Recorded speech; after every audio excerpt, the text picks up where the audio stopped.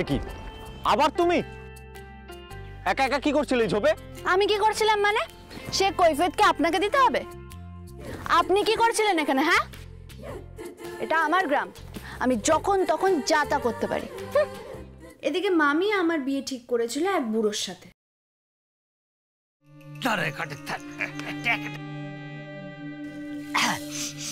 নতুন এই টাকা দিয়ে না এই বাড়ি ঘর দূরগুলো একটু রং টং করিয়ে নেবেন।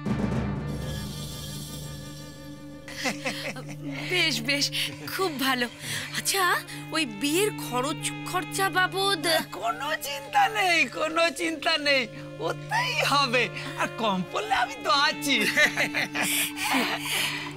কিন্তু ওই যে বললাম, বিয়ে করলে আমার বড় ফুটবলার হওয়ার স্বপ্ন অধরাই থেকে যাবে, তাই আমি ঠিক করলাম। মামা, আমি জানি তুমি আমায় খুব ভালোবাসো। তুমি কখনো আমাকে মা বাবার অভাব বুঝতে দাওনি। মামির মার বকাঝকার হাত থেকে তুমি আমার সব সময় বাঁচিয়েছো।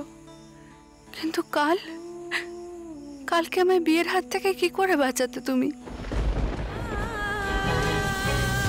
তাই আমি বাড়ি ছেড়ে চলে যাচ্ছি মামা। তুমি আমার জন্য কোনো চিন্তা করো না।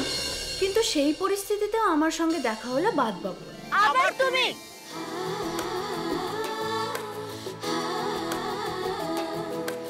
এত রাতে এই পোটলা নিয়ে কোথায় যাচ্ছ?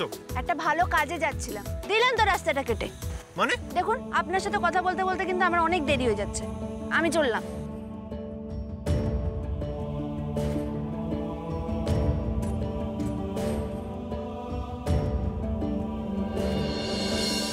মেয়েটা তো পুজো দিতে যাচ্ছে বললো, কিন্তু ওর হাতে তো কোনো থালা দেখলাম না পুজোর।